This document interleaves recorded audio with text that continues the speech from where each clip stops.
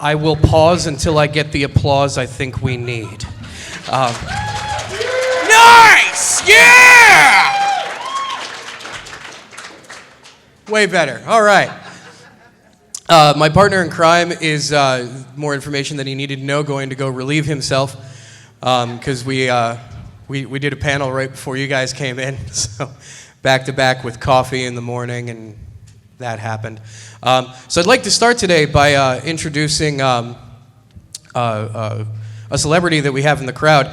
Kalisto, welcome. Congratulations on your championship. Good luck on your defense against Alberto Del Rio on Sunday. Hope everything goes well. Yeah.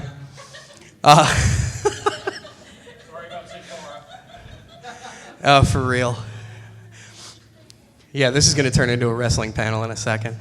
The whole crowd changes. My name is James Kirk. Yes, that's for real. I'm not lying. Jack is going to be back in a moment, and we represent the Bodana Group.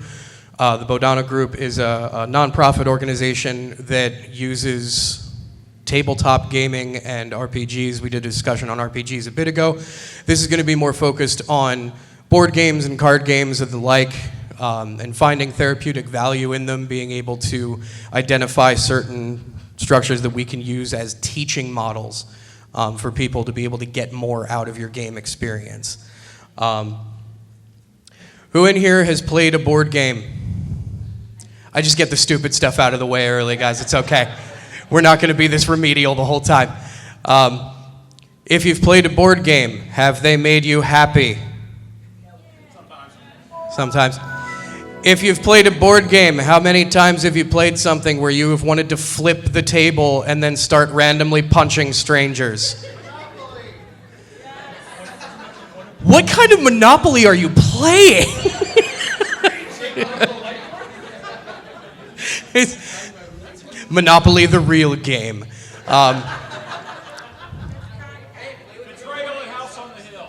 Okay, Betrayal at House on the Hill is a really good, yeah. I die every damn time. Yeah. That game literally just tells one of you, you are going to betray your friends. And it's halfway through. How fun. So yeah, if you've ever wanted to flip a table, start punching random strangers, and decide that you want to go out into the forest and run naked to go and find a deer and kill it with your bare hands because you want to destroy something beautiful, you're the people we need to talk to.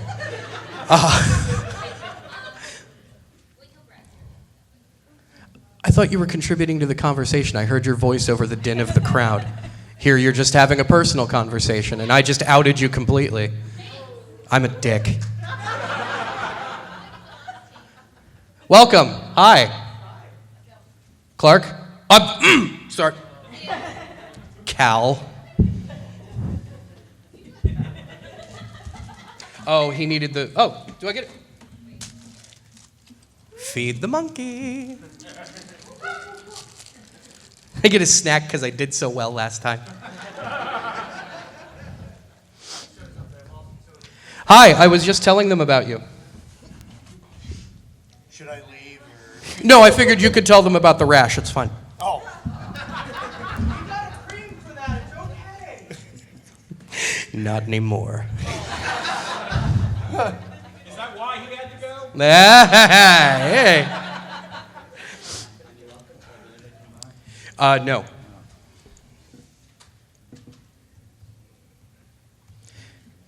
I'm being entertaining and charming and trying to pretend that technology does not break. Yeah, it's juggling in invisible things. Yeah, I know. Microsoft works. Nuh-uh. No, I have 7. No better oxymoron. Did you introduce us? We're Yes. done and all that stuff already? Yes. You've done that? Yes. All right. Just start talking. Huh? Just start talking. No, it's my first 1-0. It's back to buying your shit. I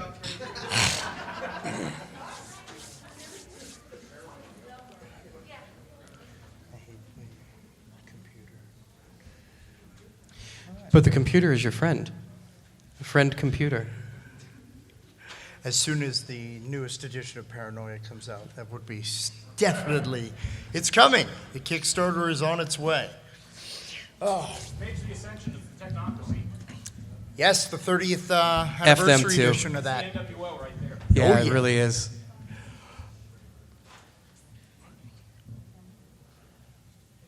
Oh, yes.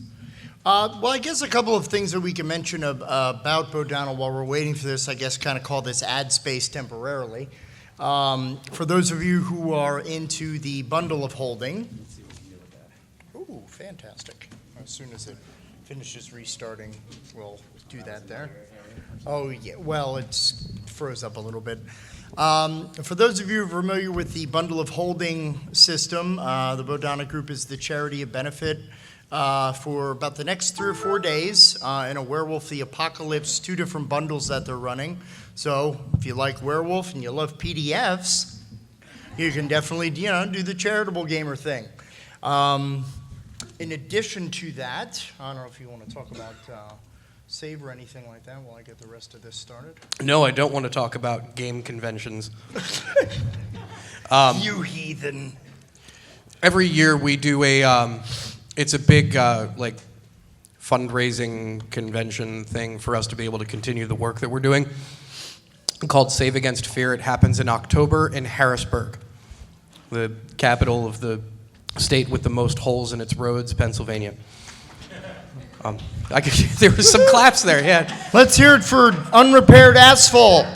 You guys are a really accepting crowd. Like we're applauding the thing that destroys our cars. Is it? Okay. I don't drive a lot in Jersey, but I'll take your word for it. Maryland's no picnic either. Oh. Come on. Yeah. So, Save Against Fear is just generally like our opportunity to offer a weekend of volunteer GMs to run games, to just get together and game and talk about what we do in the process. It's all right. You got it? I'm getting it. Go Okay. ahead.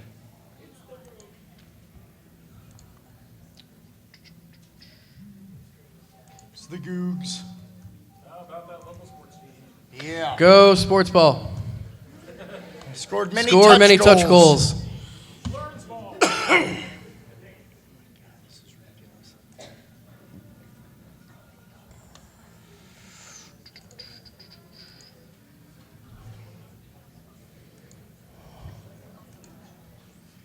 Yeah, I know that we're running over. I'm so sorry.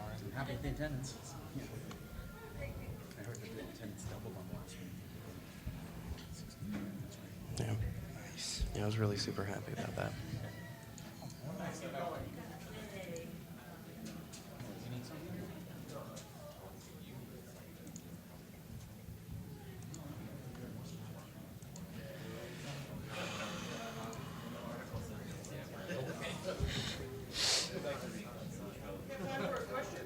Sure.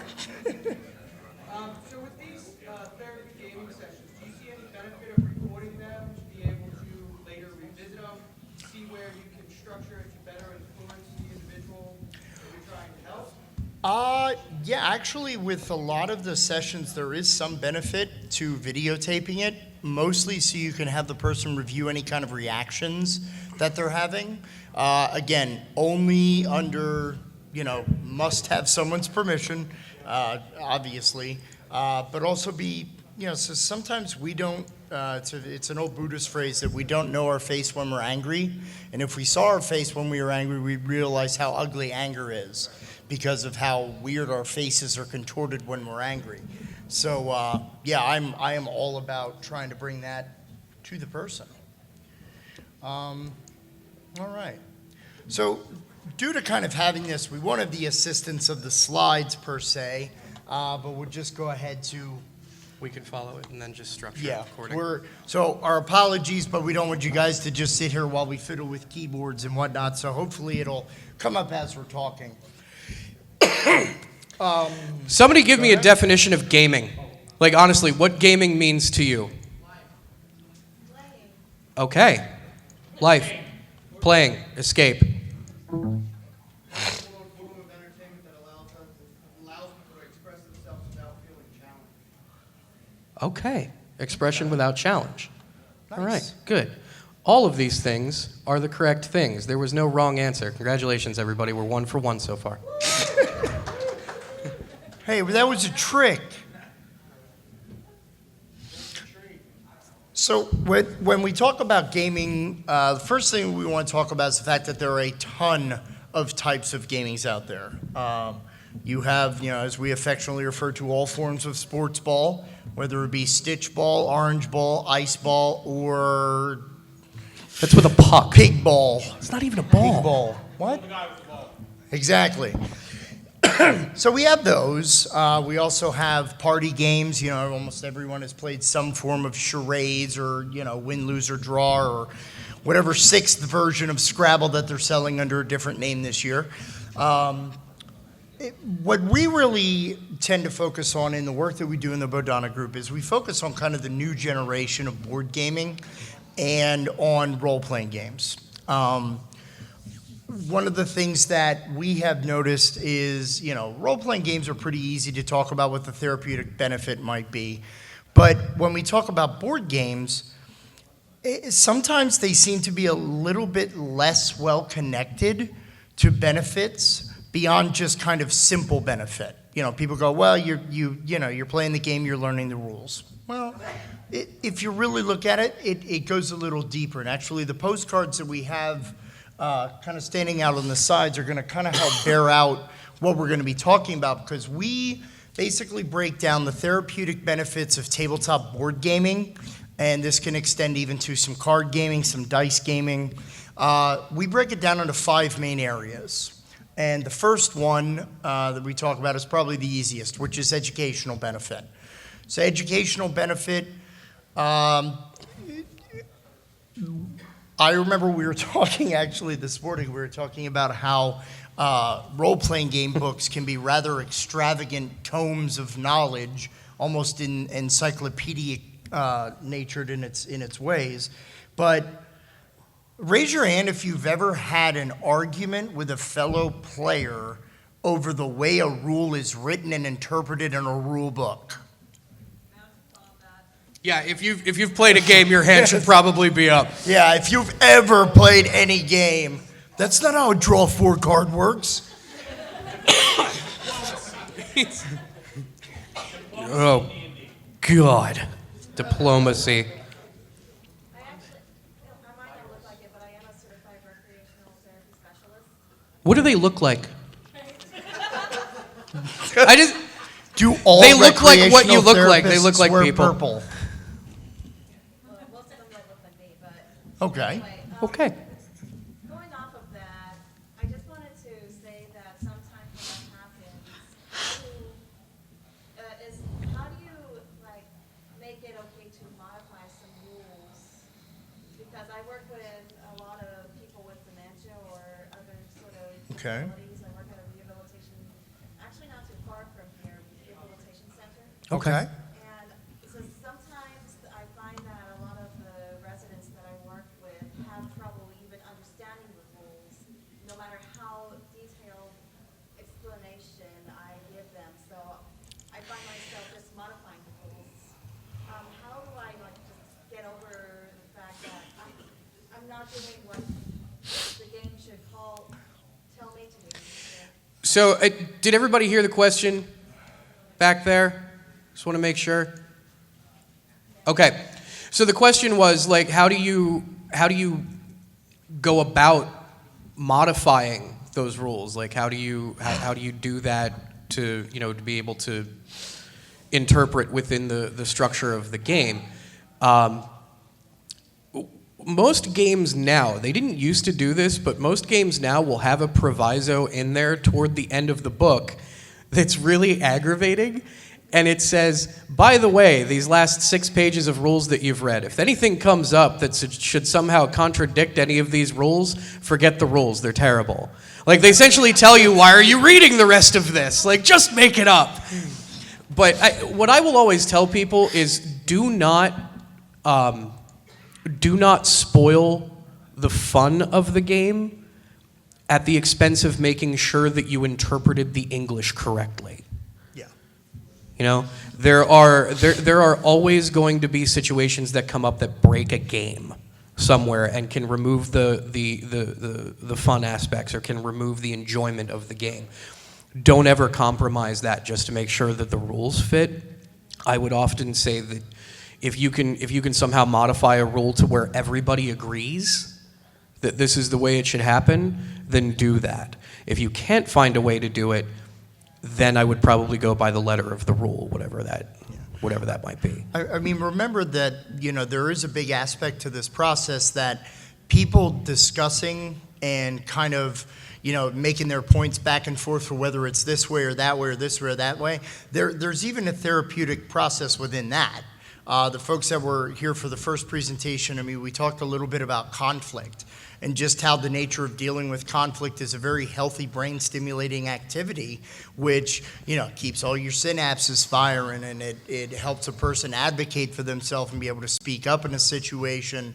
Also, there's just that whole partnering and collaboration, social skills development piece that, even if it eventually comes to fine, we'll do it your way, whatever, then you're showing patience, you're showing tolerance, you're showing, a lot of those very good, healthy, socially adaptive skills. So one of the things that we always kind of talk about in a weird way is don't be afraid of the conflict.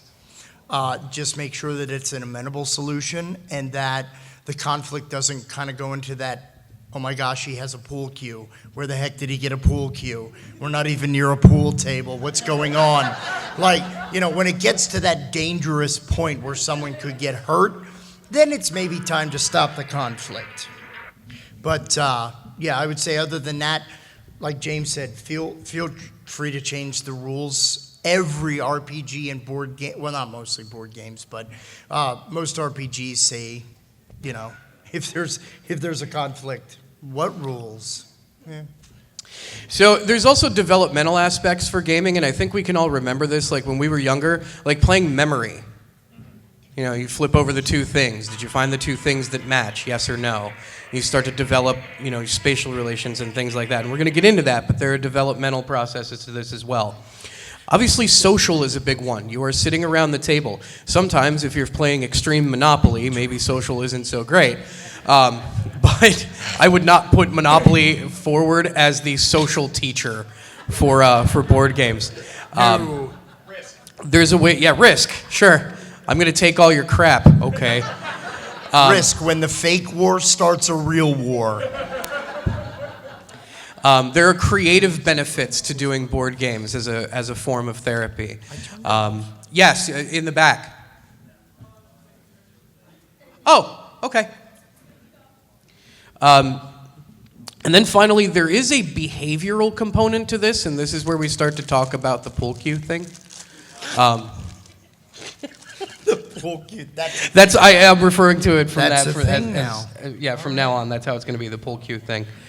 But I want to start diving into this because we did lose a little bit of time here in the beginning. So let's talk a little bit about the educational effects for board gaming. So, number one, there's a reading component, right? And the language develops as you get into the harder games. The rules for chutes and ladders are vastly different than the rules of Risk, But having the ability to be able to just open up a game where, and I'm using kids as an example for this, being able to give the instruction booklet to the child and have the child teach you how to play the game. Don't teach them. If it's a brand new game, maybe the kid's never played it before, give them the instruction booklet and give them some time. Let them read through it and learn the game, and then let them come to you and teach them how to and teach you how to play. Let them take over that teacher role with it. There's mathematics, counting them ducats. But you know, it's not just the mathematics of that. It's using the game of life and using the spinner, that simple counting 1 to 10, being able to move something the number of spaces. You start to develop the idea that those little white borders around the things that divide all of these different rectangles, those are what are called spaces. You know, so you start to learn that through just counting your movement. History. Axis and Allies. Games that simulate real-life events. Things that happen. Can you change the course of history? Milton Bradley used to use that as a tagline all the time. Can you change the course of history? Yes, I can hop in my DeLorean and go back and then do the thing. Yeah, Avalon Hill was a huge one for that. Huge one. But anything that has some kind of historical relevance that you can play through and maybe learn some of the situations or things that came before through that kind of gaming. I will tell you, when I was younger and my father and I did a lot of these types of games, I would ask questions, and my dad, instead of giving me answers, would give me a book because he was a dick. And he would tell me, read about it. Right? And then I started reading, which, oh, look, another educational component, reading. We already talked about that one. But let that be a discourse with the people that you're playing with. If they have questions, you can give them answers, but you can also give them references. You can give them things to be able to look into, to learn about the answers. That way they internalize it more. You can get that just from simply playing a board game. And then finally, reading comprehension. It's not just reading the rules, it's understanding them. It's not just reading situations. I'll use Arabian Nights. Oh, Arabian Nights is a great example for this, for like not only reading, but comprehension. And it's for anybody that hasn't played it, it's a board game where you kind of get to tell a story as you're playing as, Aladdin or Sinbad or Alibaba or Scheherazade or whatever else. And as you make your moves on the board, you open up this book and you get to hear like these little story components of what's happening to your character, and you get to kind of choose the action that you want to take.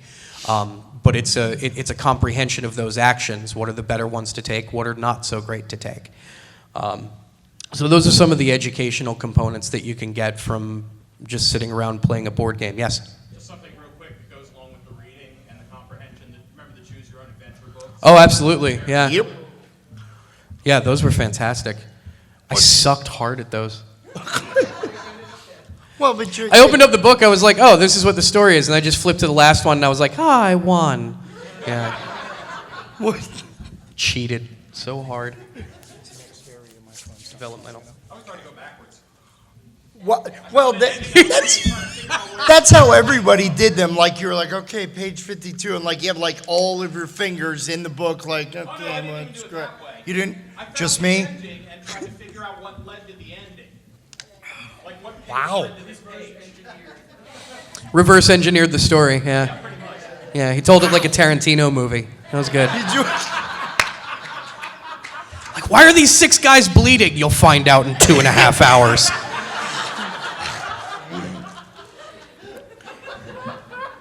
So, moving into the developmental portion. From Tarantino, we go to developmental. Pool cues, always a consistent. One of the things about developmental aspects is as we as human beings grow and we develop, there are many developmental pathways and milestones that we talk about. There's for folks who are education majors, you're talking about Piaget, you're talking about Gagne Bloom, like these are Eric Erickson, all these fancy names that I'm looking through the room and I'm like, okay, I know my Psych 101 people, all right, Kohlberg's moral development, but a lot of board games, especially newer board games, now that this hobby has really kind of accelerated itself over the last 10, and I could probably even fairly say to 20 years to some degree, we've really gotten to games that really question a lot of deep moral issues. So, I mean, you have your basic developmental stuff. You know, you're talking about like recognition of colors, patterns, symbols. You know, you can get that out of a game of memory. You can get that from a game of perfection, if anyone's old enough to remember perfection in this room. The game that I am certain gave me an anxiety disorder, especially puzzle perfection. Yeah, see, I see a couple people in a fetal position. All right. I played that we're because I doing good hate here. myself. Yeah. Yeah. Board game version of keep talking and nobody explodes. Yeah. So, I mean, with some other of these developmental areas, you know, we talk about things like spatial reasoning. We talk about cause and effect, you know, going back to older style board games like Mousetrap, all the way up to a game like Terror in Meeple City, formerly known as Rampage. You know, we're talking about manual dexterity games that help a person on their developmental trajectory. One of the things that we talked about a lot in the morning with, you know, the role-playing game hobby specifically, but it definitely extends to board game, is just the whole avenue of the brain learning. I really can't put too fine a point on this, that no matter what your brain is doing and engaged in doing, your brain is constantly taking information. At this moment, while you're sitting here listening to me, your ears are not giving you directly what is happening. Your ears have already your brain has intercepted what I am saying and what I look like, and it has given you a picture and an image and a sound of what you are hearing. Everything, you know, talking about perception. So when we're talking about a person learning a game, a person playing a game, they're working on skills that they're not actively aware that they're developing. So, you know, even the simplest act of, oh crap, that was a botched dice roll, that really sucked. Well, you're actually dealing developmentally with learning adversity and dealing with stuff don't always go your way. And that's a great lesson to learn. Whether You it's take not, that back. No, it is. I'm not. I refuse.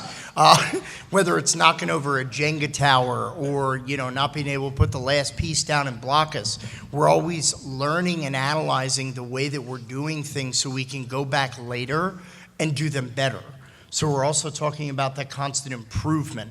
One of the big things I was reading lately about, you know, a lot of board games is that the nature of competition that we have, we really don't realize, but competition is what really drives our brain to learn.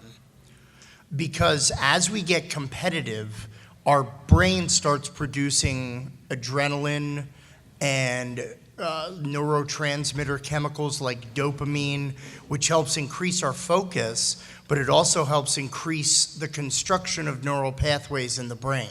So we learn faster when we're winning, which is why bing, achievement unlocked is so vastly popular for, you know, video game systems all the way down to phone games, because that attaboy gives the brain more juice to continue going, and it actually helps the brain learn better.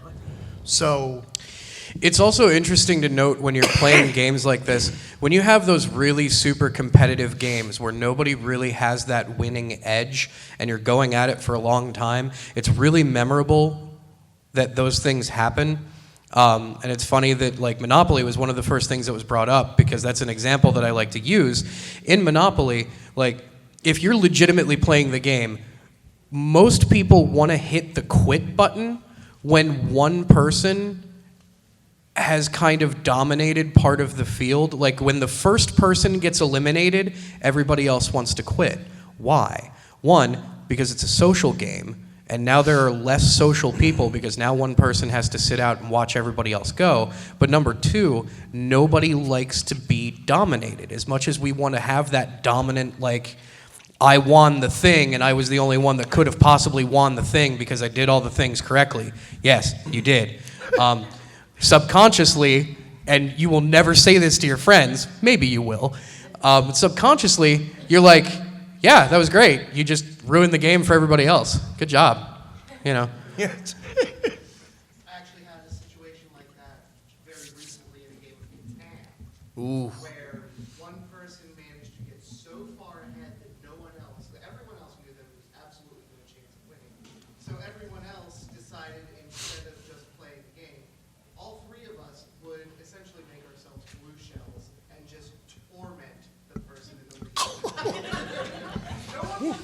I don't know who threw that, but I'm going to find you and destroy you. Wow. It was just a game of, let's see, we can't beat her, but let's see if we can piss her off. So while we're talking about social stuff and blue shells, the social component for board gaming has really become interesting in the last, I want to say maybe 5 or 6 years, Yeah. with the glut of cooperative board games that have come out. Like, just think about the number of games that are out there now when you pick them up that are you against this box of inanimate things. That by the end of it, you are going to hate with the power of 1,000 burning suns when you're done. And there are a lot of them that almost feel like massacre type games. What was it?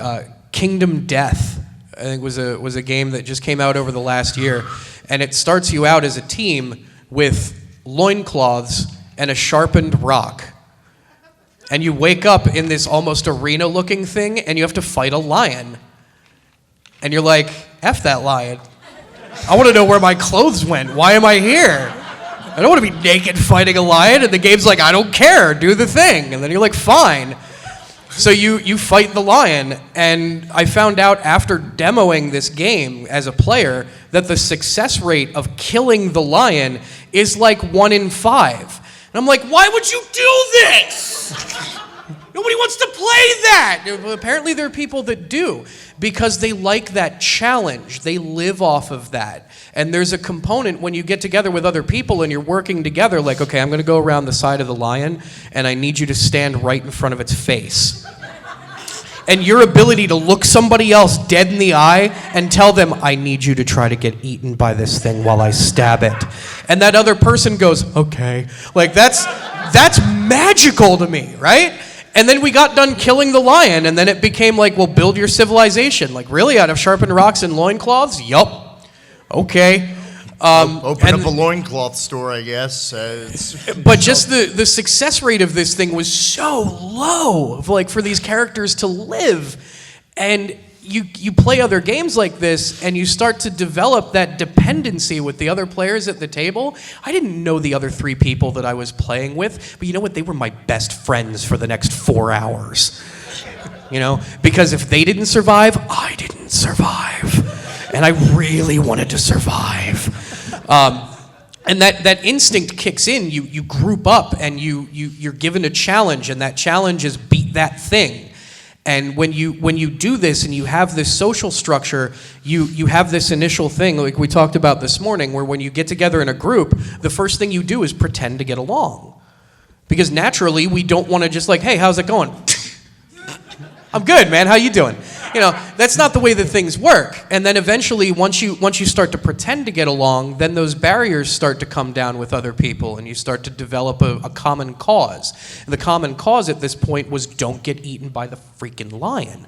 So once you start developing a common cause and you start developing this interplay with each other, like I got email addresses and phone numbers. I assume it's because I look awesome, but really I don't. I have a face for radio. I don't even know why I'm here. But once you start to develop those social cues and those social structures, you can really start to explore how to teach people to talk to people. And you think that that's a skill that we all just naturally possess, but really, like, how many of you prefer to text over calling your friend? Right? Yeah. So, because it's quicker, it's easier, but it takes away that interpersonal relationship. It takes away that ability to hear that other person's voice over the phone, so you don't get some of the context clues. And then somebody, autocorrects something else, and then you're like, why am I doing fish? Or whatever the word was supposed to be. Oh, it's fence. Oh, all right. But games really do help you develop that social structure, and with the boom of cooperative gaming over the last several years, it's only grown in leaps and bounds. I find that really fascinating. Yes. I was going to say one of the games I found that's cooperative and competitive at the exact same time is a game called Cash and Guns. It's like Russian standoffs, because there's an undercover cop in this. Right. And you're trying to figure out who's the cop while you're trying to keep also found it kind of strangely therapeutic, because if you're having a bad day, fictionally shooting someone, you know.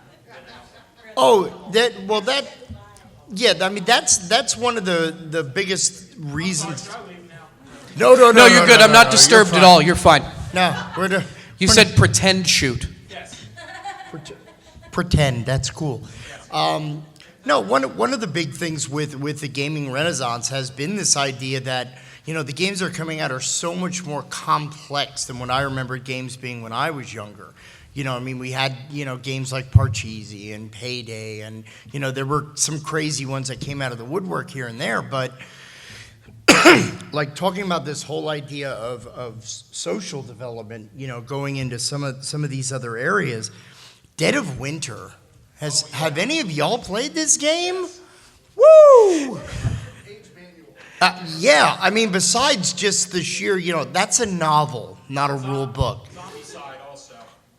But the thing that's interesting is there are so many unique moral quandaries to this game that, like, I actually was kind of inventing a method where you read one of these little, hey, you run into so-and-so on the side of the road, blah, blah, blah. Don't tell me what's going to happen if I pick A or B. Just let me pick, and I'll just kind of take the way the wind blows, because it's more interesting than trying to weigh out the options of, you know, do I want this boon or this boon? Hold on a sec, we had right over here, then you. Oh, I was just gonna say another game that I found that's a really good example of really super intense cooperation is Pandemic Legacy.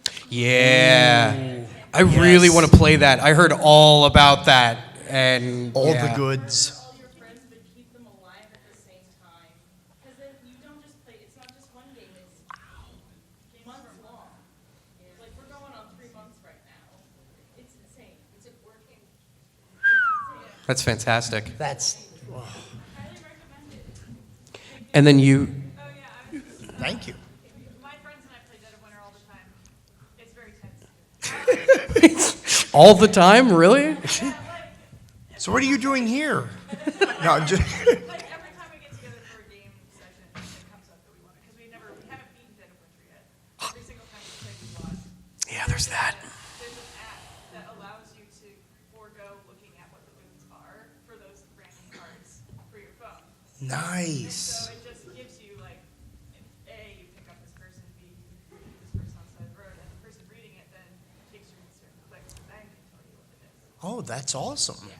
Yeah, I mean, it just adds another one of those kind of levels. I mean, when we talk about the social aspect, there's the very basic of just sitting down with your buds, you know, like James was saying, learning a new friend, you know, meeting a new person.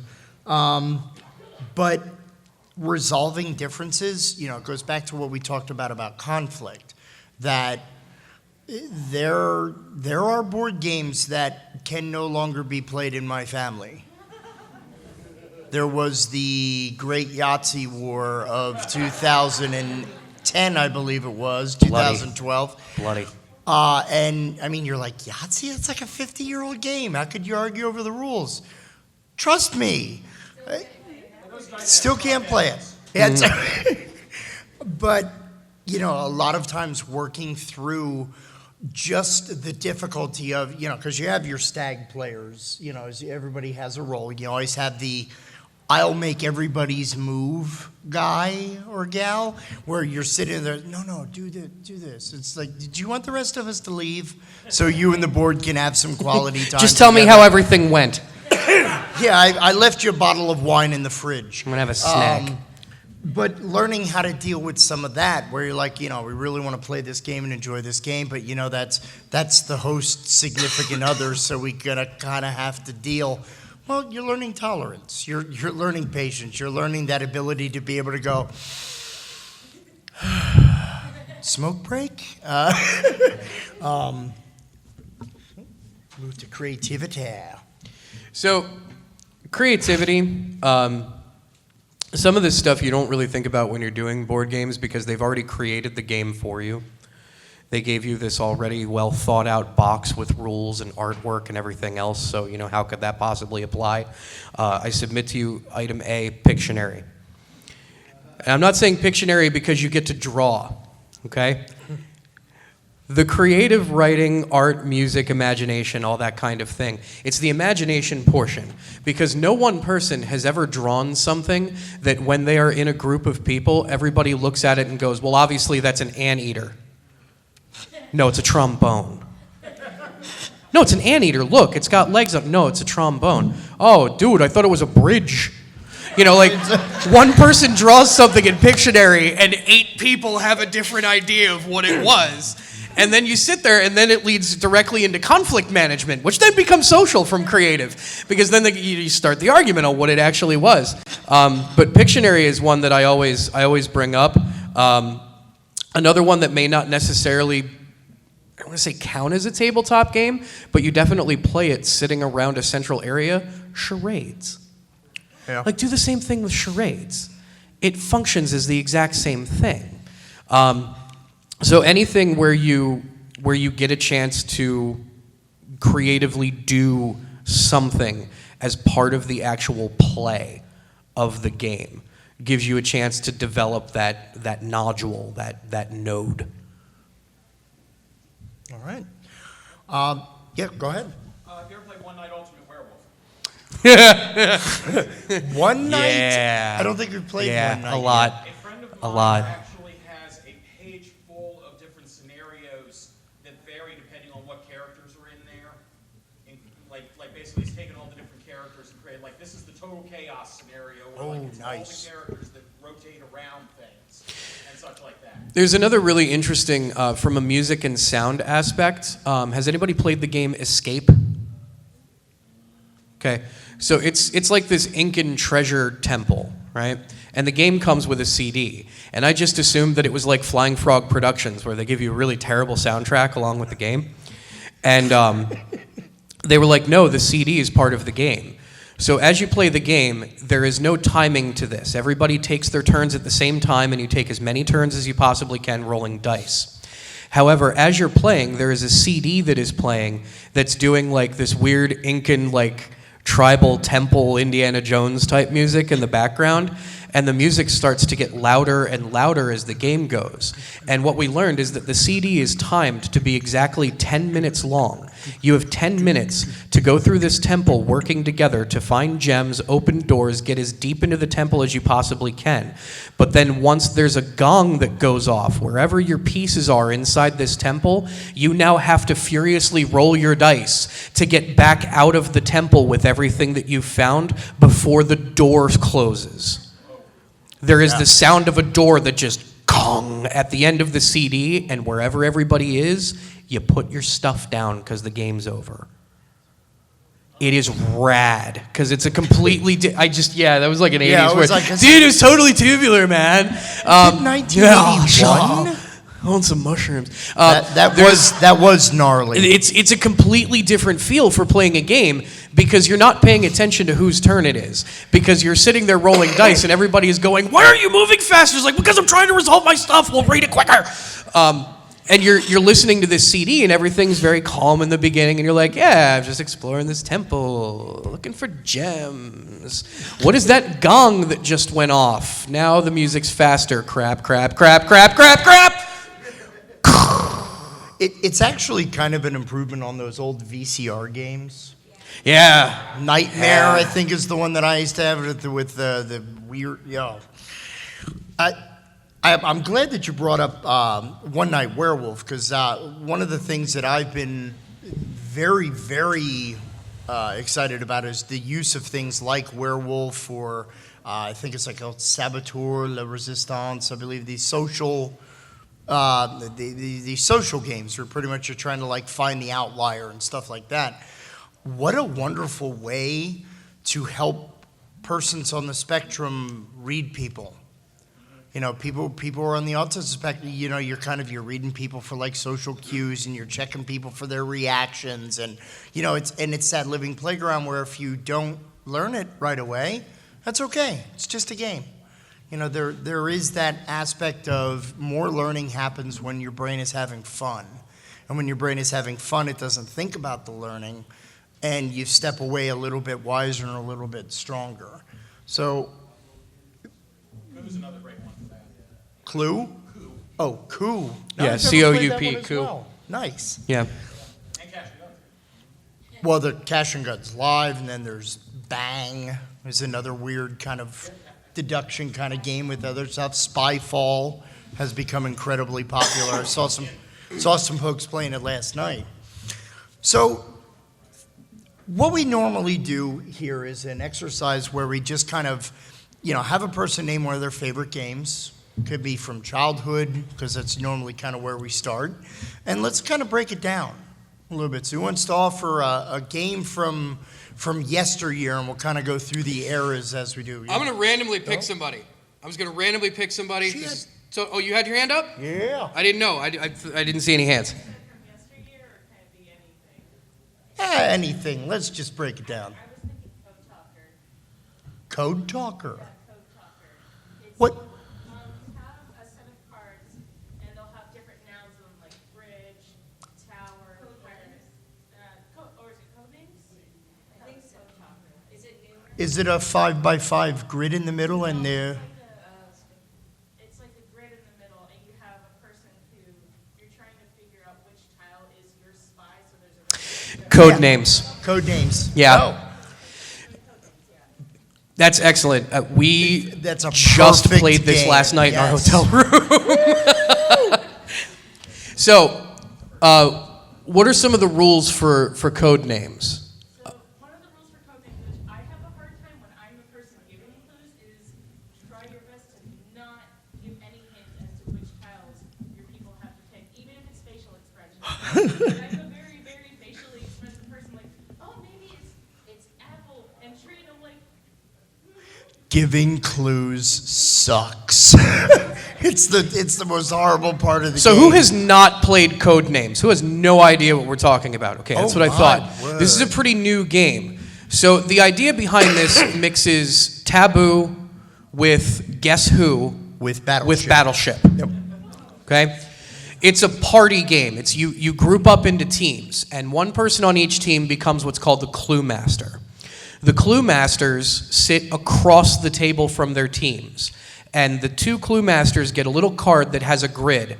Some of them are red, some of them are blue, some of them are blank, and one of them is an assassin. Don't contact the assassin. No one Never, should ever never. contact the assassin. Very The idea bad. behind the game is that the grid is made up of random words. There's no real association or rhyme to it. You shuffle a deck of words, you deal out a 5x5 grid. Each clue master then, in turn, looks on the grid for where their colored spies are located on that 5x5 grid. There will be 8 or 9 spaces that are your teams. You have to take those 8 or 9 words and come up with a one-word clue that associates as many of those words as possible for your teammates to then look at that same grid and figure out that inane clue that you just gave them. Sometimes you might say occupation, and somebody will see ninja on the grid, and they'll be Hey. like, well, ninja's a legit job. You make money. Like, who got paid for ninja-ing? Ninja Brian. You got paid for ninja-ing? No, Ninja Brian. Oh, okay. His sex party. All right. Would you qualify leprechaun as an occupation? So you see where this goes. Eventually, your team starts to so overthink this one-word clue that you gave them because they're trying to find as many combinations as possible. Not only do you give them a one-word hint, you also give them a number behind it. This is the number of words that you have associated with that one-word clue. Yeah, that you've associated with that. clue. Not that they have associated. And it gets really dangerous because if you do something really broad like Christmas, and you say Christmas 3, there could be like 8 things that people associate with Christmas, but there were 3 of them that you were thinking of. And if your team guesses wrong, then their turn's over and it goes to the other team. And it's possible that your team has exposed a spy from their team. You essentially just gave them part of their win condition. That's how Codenames is played. It's super fun. Yeah, it really is. So you were going to break that down further. Well, we have some hands and some questions here. Do we Go ahead in the back. Oh, good Oh, question. the person who calls the assassin, that whole team loses because nobody should call the assassin. Yeah. So you have to be very, very careful while you're doing it, because if you associate one of those words with the assassin, Yeah, we could. We're close to. then you're done.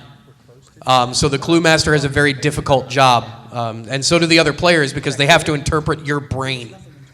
You're essentially asking people to crawl inside your head, and if you're thinking of it from a social or developmental aspect, asking people that maybe you don't know at all. Okay. Like, think about playing this game not with friends, but playing this game with people that you don't know. And develop these clues and try to guess the way that people think, and then asking somebody else across the table from you who doesn't know you to somehow interpret your weird inner workings in here and find common ground somewhere. Well, okay. So the clue was red, and the word rocket's there. So you could be talking about that episode of South Park, or it could have been the red rocket from Fallout 4, or it could have been that time that we went to Manitoba and we saw that playground that had that red rocket thing, and you said, "Wow, that's a cool thing for a kid to play on." These have been some of the levels of stretches that I have been privy to in the middle of the game, and like you have that moment where your teammates looking at you like. You know, they're doing the whole upside down face like Stewie thing. That So, still playing that board game? Still reading all the words? So there's obviously a social component to this game because it's a party game. No, I'm sure adults are not great. That's fine. Burn in hell. There is also, if you want to break this down further, there is a reading and a comprehension mode, because everybody at the table has to know what these words mean. Like, if you're playing with people that don't have a very strong vocabulary, it can be really tough to navigate through this stuff. And it's not that they use a lot of big words. I mean, I'm pretty sure everybody knows what a penguin is. But maybe you're playing with people that don't. Maybe you're playing with people that haven't seen a penguin. Maybe you're playing with aliens. That's a good test to find yourself. What? Are you an alien or not? Do you understand this word? I do not know of this Earth penguin. I mean, penguin. But there's a reading comprehension portion of that. There is also, for the clue master, there's really a developmental package, because you as the clue master cannot interact whatsoever with your team visually, physically, like nothing. You have to stay completely stone-faced the entire time. And the game even suggests find a spot in the room to stare at that has nothing to do with any of the people that are working with you. You know, because you can't give your team any kind of hint or clue to the words that they're trying to find. You can't react. If you say a clue and they go to pick the wrong word, you can't be like like you can't do any of those things, because then the team's like, no. So you have to practice that. It's almost a disassociation. Yeah. You know, when you're really working with the team, but you kind of can't. Yeah, well, especially when it gets down to certain, because yesterday there in the one part of the game I had, I was looking at like this really creative way to do the thing, because there was the word EYE, and then there's also the word genius. So I thought, you can give a one-letter clue as long as the clue isn't like, well, it's one of the letters in one of the words, so I'm trying to indicate it's a word that starts with Q, because that's obviously cheating.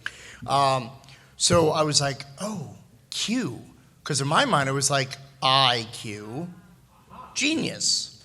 And it was funny because the team that I was given the clue to literally said the connection that I had made in my brain. I'm like, holy crap, they're in my head. This is awesome. We're here. And then they were like, no, that's too complicated. And in my mind, I'm like, no, don't. But- Jack and I were acting as the clue masters, and I'm sitting next to it. I really want to react to it because I'm like, I can't believe they figured this out.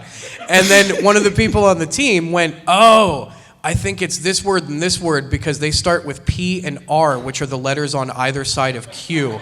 And inside I went, what? Table flip. Now find your words. They're on the floor in a pile. Surrounded by my shame and disappointment. Oh, very good example of a game. Awesome. Who else wants to offer Anybody a game else? to break it down? Yes. Connect Four, I nanny and I've played with the kids for 4 years, and it's gone from beating a 7-year-old to nobody wins ever because you learn each other's strategies. Wow. I realize there's only like 1 or 2 ways to win that don't involve someone not noticing that you got Connect Four. It's like global thermonuclear war. The only way to win is not to play. Wouldn't you prefer to play a nice game of chess? So with Connect 4, there's a color association. I mean, if you want to get really young about it, you know, you're dealing with very young children, you start to associate colors. There's also a spatial relation because you're trying to line up your checkers to have 4 in a row, but it's not always vertical and horizontal. Pretty sneaky, sis. You're starting to teach people to think spatially in different relations. Now you're looking at vertical, horizontal, diagonally, all different directions. And that starts to develop awareness. People start to think of different ways that they can tackle something. So there is a spatial component to that as well.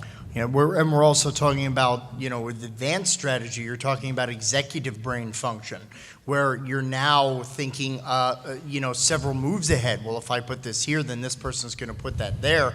And, you know, this is something that your brain needs, again, I can't say it enough. Your brain needs practice to learn how to do things. The brain is as close to a muscle without being a muscle, because it's the way that it, you know, it builds mass by repetitive action. So, you know, with executive brain function, it is something as simple as, well, if I move to this space, then this person will be able to take me out, you know, or putting the next little checker in. I think that's probably about what we have time for, unfortunately. Yeah. We do have a lot of information on the type of work that we're doing and the things that we're discussing on our website. There are still some postcards up here if you want to please grab one on your way out. You can get all the information on the BodanaGroup.com. .org. Is it .org? .com. We're an it's org. .net. Okay. Nobody showed. So thank you very much for coming this morning, guys. We appreciate it. Enjoy the rest of your MAGFesting.